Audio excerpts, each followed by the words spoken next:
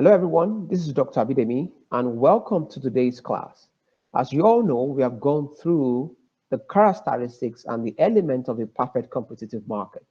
Today, we'll be going into the concept or explaining the concept of monopoly. What is a monopoly? A monopoly is a market with a single firm that produces a good or service for which no close substitute exists and that is protected by a barrier that prevents other firms from selling that good or service. Let me take that again. A monopoly is a market with a single firm that produces a good or service for which no close substitute exists and that is protected by a barrier that prevents other firms from selling that good or service. All right. So, in a nutshell, we usually say a monopoly is where we have one dominant seller who controls the market or who has captured the market share.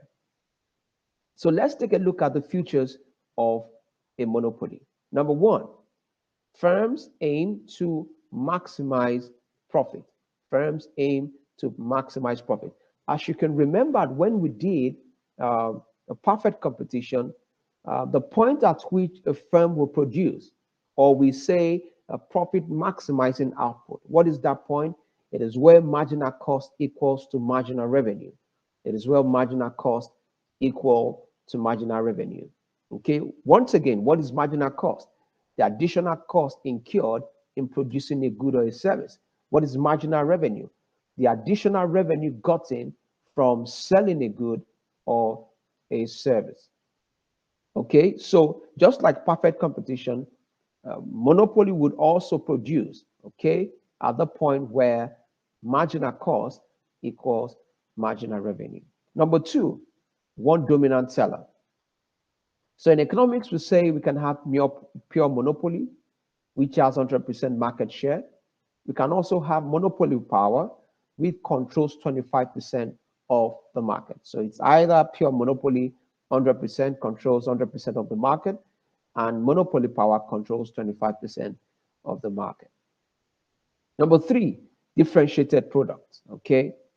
In perfect competition, remember that we said the firms in the perfect competitive market sell homogeneous or similar goods.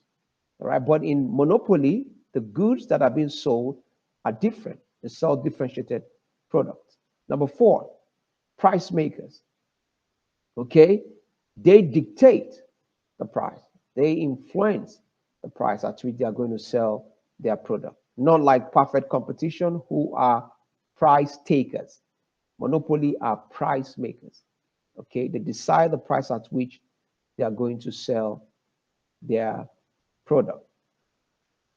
Okay, so before I go to five, because they are price makers, there's also very great tendency of imperfect information. You are not privy to information, the information that you need to be able to make a purchase that will give you a maximum satisfaction.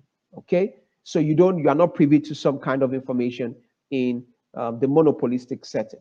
All right, but in the perfect competitive setting, because you have many buyers, you have many sellers, then you are privy to information in terms of price, in terms of quality. But in monopoly, no, you are not privy to that kind of perfect information. You also have high barriers to entry and exit. All right. So there are so many reasons why, or there are so many barriers to entry. There are different barriers to entry. Let me say that. And let's take a look at them. Barriers to entry. A constraint that protects a firm from potential competitors is called a barrier to entry. All right. So I said there are different barriers to entry. We can have natural barriers to entry. So for a natural barrier to entry, it creates what we call a natural monopoly. So a natural monopoly is a market in which economies of scale enable one firm to supply the entire market at the lowest or the least possible cost. Okay, so natural monopoly is a market in which economies of scale enables one firm to supply the entire market at the least possible cost. Because you are supplying the entire market at the least possible cost, it will be very, very difficult for other firms to come into that industry to compete with you. Because it's either they're going to sell at the price you're going to sell or sell below that price. If they sell at the price that you're going to sell, they might not be making any profit. And if they sell below that price in which you are going to sell, they might not be able to survive. So natural barriers to entry has captured the market in such a way that the firm is able to sell the product or is able to produce a particular good at the least possible cost. So because it's able to produce that good at the least possible cost, it's also able to supply the entire market at the lowest possible cost. So it will be difficult for people to compete with that kind of firm. Okay, so for example, the firms that deliver gas, water, and electricity to our homes are examples of natural monopolies. Okay, this is further presented in figure 9.6. So let's take a look at figure 9.6. All right, so if you take a look at this figure, for example, look at when the firm supplies for quantity of million of kilowatts, let's say maybe of electricity or of energy. The firm is able to supply the entire market at, let's say, sell at this price. Okay, maybe this is its cost, or is selling at this price. So already this firm is supplying the entire market, okay, the whole 4 million at 5. So it means that anyone who's going to come must also sell at this, okay, which, okay, like I said, you might not be able to survive, all right, because this person already has been able to capture the market due to the characteristics of economies of scale. Okay, let's go on. So let's take a look at ownership barrier to entry. An ownership barrier to entry occurs if one firm owns a significant portion of a key resource. For example, established firms in oil and gas often own exclusive rights to valuable oil and gas fields. New entrants face significant challenges in securing access to similar resources. Okay, so for ownership barrier to entry, it is related to owning a portion of a significant resource in such a way that others are not privy to own. For natural barriers to entry, it has to do with economies of scale, producing that good at the least possible cost. And so you are able to supply the entire market in the minimum price possible in such a way that other firms might not be able to compete with you. Number 3, we have legal barrier to entry. For legal barrier to entry, it creates what we call legal monopoly. A legal monopoly is a market in which competition and entry are restricted by the granting of a public franchise, government license, patent, or copyright. So let's take a look at what public franchise is. A public franchise is an exclusive right granted to a firm to supply a good or a service. Okay, an example is the US Postal Service, which has the exclusive right to carry first-class mail. What about government license? A government license controls entry into particular occupations, professions, and industries.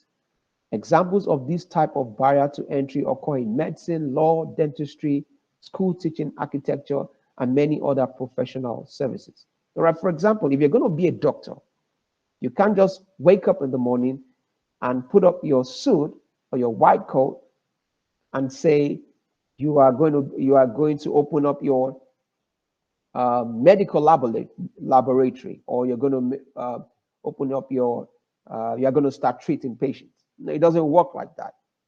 Okay, for you to be a doctor, a practicing doctor, then you must have gone through the necessary, or you must have the necessary qualifications, and you must have the license to practice as a doctor, or any other profession that is very as I could say, sacred, that is very necessary for the economy to grow. Let me use that word.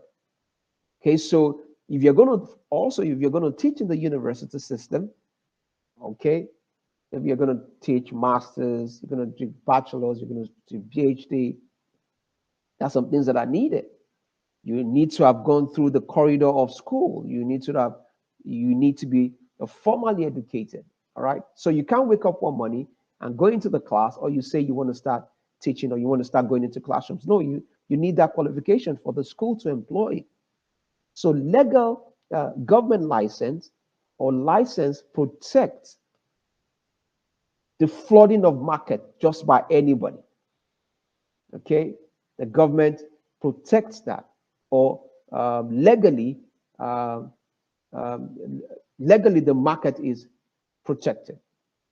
Okay, licensing, and licensing does not always create monopoly, but it does restrict competition. Okay, so you just don't have anyone coming into that industry claiming to be what they are not. A patent. A patent is an exclusive right granted to the inventor of a product or service. A copyright is an exclusive right granted to the author or composer of literary, musical, dramatic, or artistic work. Patents and copyrights are valid for a limited time period that varies from country to country. In the United States, a patent is valid for 20 years. I don't know if this has been reviewed. Patents encourage the invention of new products and production methods. All right. So those are the types of barrier to entry. You have legal barrier to entry, which creates legal monopoly. Natural barrier to entry, which creates a natural monopoly that has to do with an economies of scale, producing or supplying the entire market at the least possible cost. Then you have ownership barrier to entry, which relates to ownership of a key resource or a very significant portion of a resource, which restrict other firms from coming into the market.